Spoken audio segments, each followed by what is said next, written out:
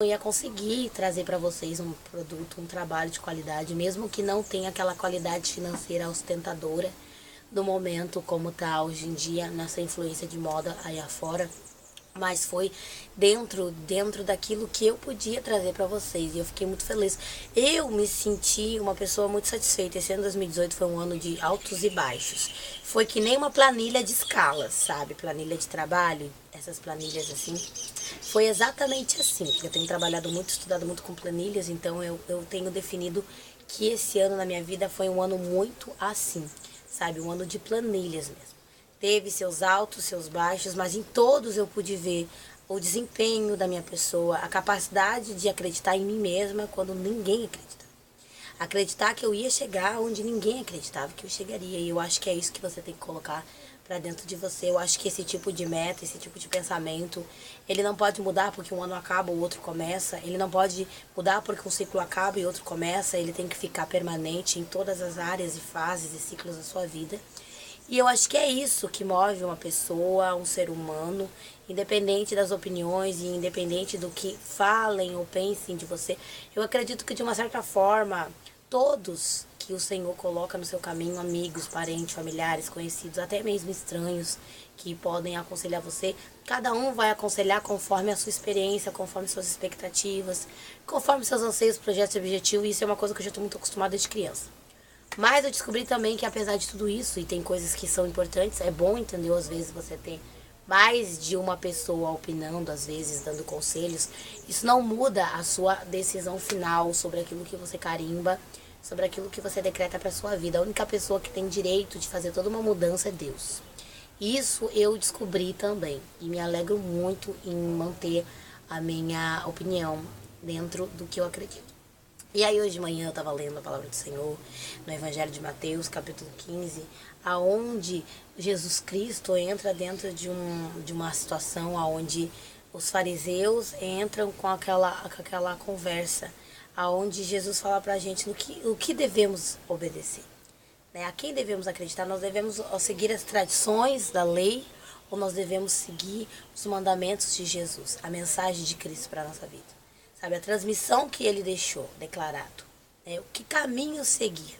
Né? Devemos seguir as tradições das pessoas, da família, da sociedade, do mundo, do padrão, tudo aquilo que foi constituído e criado, chamado de mundo, na construção intensa da terra, ou nós devemos seguir a opinião direta do Pai, do Filho, do Espírito Santo, de Cristo Jesus para a nossa vida, sabe? Ele nos dá uma opinião muito clara a respeito. E eu achei muito interessante isso, a maneira como Jesus aborda, a maneira como Mateus relata. Eu creio que ele estava presente para poder relatar um troço desse, para poder falar a respeito disso. Eu creio que ele devia estar lá no meio. E ele diz assim: os fariseus e a tradição. Então chegaram ao pé de Jesus. Então eu creio que ele está relatando que eles chegaram, esses homens, aos pés de Jesus. Os escribas e fariseus. Dois tipos de padrões de equipe, dois tipos de grupos.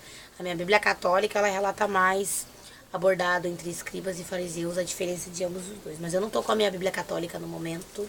Eu amo ela, eu gosto dela. Eu tô com a minha outra, que eu chamo de Bíblia do Cristianismo, porque ela tá com a edição da revista de João Ferreira de Almeida, né? E a outra é católica.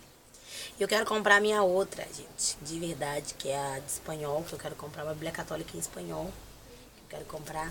Mas a que eu mais quero mesmo é do Rei James, eu quero ter.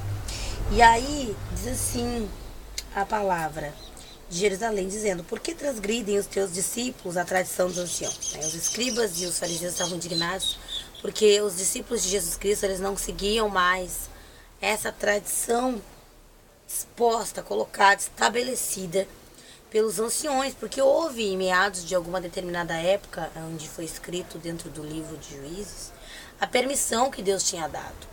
Não havia mais juiz, não havia mais autoridade maior sobre o mundo, sobre a terra, então houve o tempo, o período dos juízes sobre a terra, onde cada um fazia o seu próprio juízo, decretava a sua própria lei, determinava e estava acabado. E ninguém podia mudar aquela lei e revogar.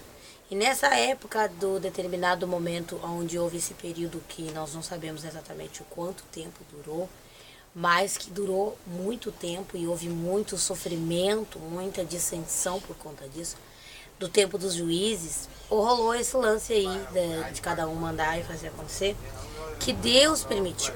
Né? A gente tem que deixar bem claro que foi Deus que concedeu isso e permitiu isso. E nesse período, muitos homens se levantaram com sabedoria, com inteligência, com ciência, que é o que nós temos hoje. Até uma criança pode ter isso, se estudar, se buscar, né? Não é só homens e mulheres, adolescentes e jovens, então até crianças, se tiver uma boa dicção verbal, uma boa educação, um bom ensino, uma boa escola, consegue ter. Né? Não é à toa que nós temos hoje pequenas crianças que são Einstein, são crânios, né? Dominam muito bem a matemática, dominam muito bem a química, a física. Tem criança que sabe matemática quântica. Isso é uma coisa que a gente fica, uau, nossa, como é que consegue? Então, não tem diferença desses homens aqui, dessa época também, fariseus, escribas, enfim, homens peritos, doutrinados dentro da lei, dentro das leis, tanto de Moisés quanto das suas próprias leis, estipuladas por reis e por eles próprios. E nesse período de juízes foi um período muito importante para dentro do conhecimento, para dentro da ciência, para dentro da vida intelectual de uma pessoa, porque eles buscavam muito conhecimento para poder tomar decisões. E aí entravam muitos juízes, muita gente tomou a frente de um juiz, tomou a frente de um sacerdócio, fez o seu próprio sacerdócio, o seu próprio juízo e estipulou decretos. Alguns o próprio Deus levantava, outros eram levantados por si próprios, e aí surgiram muitas coisas, muitos mandamentos, muitas listas criadas, estipuladas com regras e mais regras e mais regras, sabe? Até voltar de volta o poderio novamente para dentro para a parte real de reis, voltando de volta para outras coisas, houve esse período, onde não havia esse tipo não precisava ter sangue real para mandar, né? Mandavam todos e pronto. E quando Jesus ele volta bem depois de tudo isso, Jesus vem depois de tudo isso, quando já está tudo novamente, aparentemente parecendo organizado novamente, voltado de volta ao sistema de antes do juízo, Jesus ele volta com uma outra forma de juízo, sabe? Colocando a liberdade e a autoridade em cada um de nós, sabe? A escolha, o direito de escolher, porque essa liberdade que temos é para escolher o que queremos para nossa vida e arcarmos com as consequências dela. Eu acho muito bonito um cristão que tem caráter e tem visão para entender que ele tem capacidade para encarar aquilo que ele faz na vida dele. E Jesus nos ensinou isso, sabe? Que as nossas escolhas, elas têm as consequências boas e ruins. Nós temos que aprender a lidar com as duas. Eu, por exemplo, na minha vida, eu acho isso muito bonito. Nunca me senti sofredora por conta das ambas duas escolhas da minha vida. Eu acho que Davi tinha isso na vida dele. E por isso ele foi segundo o coração de Deus. Não digo que eu teria que ser um Davi hoje na vida. Mas eu acho que uma das coisas que, assim, marcaram a pessoa de Davi foi isso, sabe? Deixou mais marcado esse ponto. Na segunda parte do vídeo eu entro falando mais a respeito disso, então bora lá comigo para o vlog de hoje.